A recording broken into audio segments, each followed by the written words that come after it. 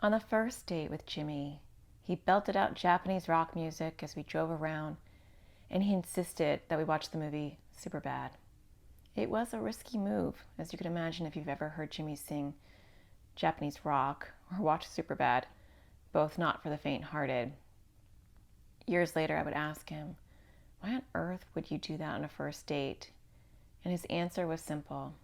I knew any girl I'd want to be with would have to have a sense of humor. It was my litmus test, and thankfully you passed. Jimmy was the funniest person I knew, even though I would never give him the satisfaction of admitting that. He knew how to make someone cringe and laugh hysterically at the same time. He saw the irony and humor in everything around him.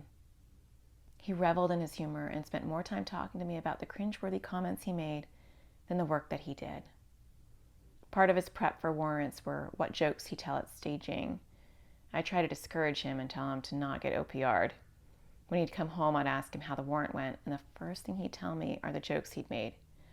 I'd look mortified and ask, did anyone laugh? Nope, he'd say, it was perfect. It was totally uncomfortable. He was the guy who wrote, I'm sorry for your loss on work birthday cards.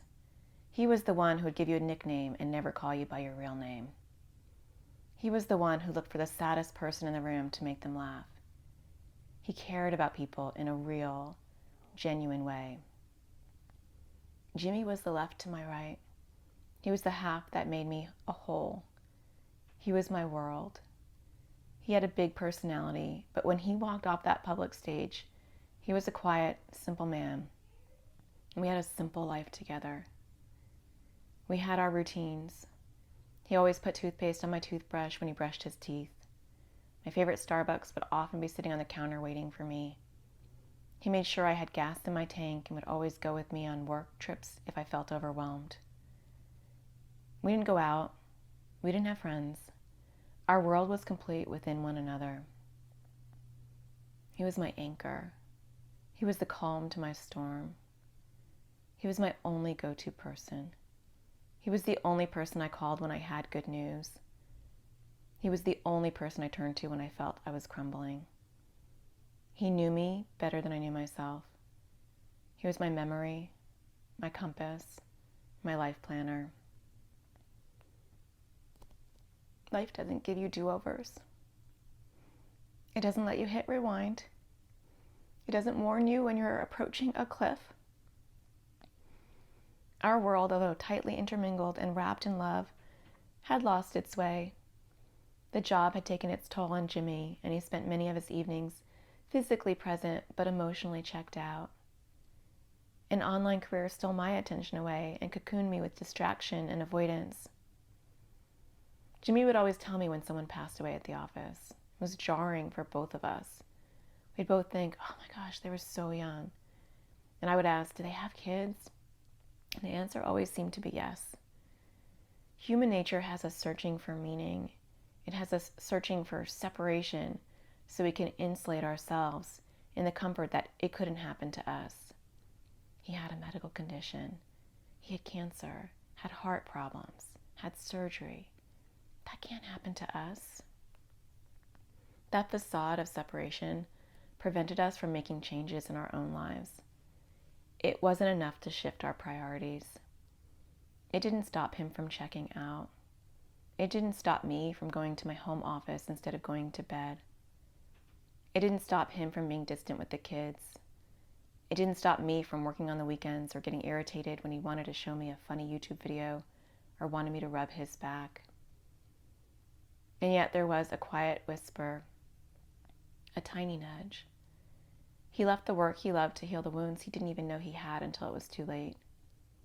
When you shine light into a dark world, it can consume you. It can make you box up your emotions so tight that even when you want to let them out, they become inaccessible. We decided to make plans to do better, to be better.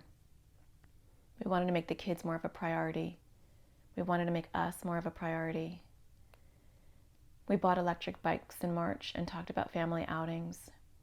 We talked about lazy Sundays where we would sneak out early and go down desert paths without the kids. We brainstormed ways we would better connect with our son. He started to cuddle more with our youngest.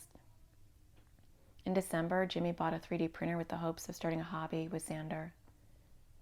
We talked about vacations we would take and the type of retirement we would have. A summer house in Seattle, a beach house in Cayman Islands. But 10 months later, the electric bikes had only been used twice. And the 3D printer and the manual sat untouched, a ghostly reminder of what will not be. We thought we had more time to say I love yous, more time for lazy back scratches, more time for bike rides, 3D projects, and vacations, more time to eventually make our way back to each other. Life brings us lessons, and so does death.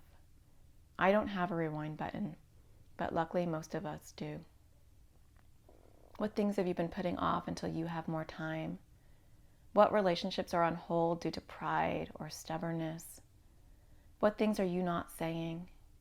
How often do you give up expressing yourself because it's too hard, too vulnerable? How often is it easier to lose yourself at work than face the complicated relationships at home? We all have things we put off until later, until there's a better time, until we finish that one last project, that one last case, answer that one last phone call, respond to that one last email. Life brings us many purposes, but the biggest purpose of all is connection and love. It is more important than all the rest of the noise in our chaotic life. It is the pulse that beats quietly, patiently, waiting to be discovered in the background. It is the hum under our busy feet. But sometimes the chaos of life drowns out that patient beat, and we stop hearing it altogether. It's too easy to get lost in the daily grind of life, to be together and yet to be so far apart, to be lost in a parallel existence of iPads, cell phones, and work. I cannot bring Jimmy back, but I can use his death to convey a message to those of us that are still living. We all have a gift. We all have love and connection in our lives. How often do we nurture those connections, water them, and watch them grow? How often do we carve away time to just be present, to just be in the moment with those we love? How often do we let go of the burdens that weigh us down in order to dance to the beat that life has always been playing for us? My hope for you is that you strain your ears and find that beat, because in all reality, that is truly why we are all here.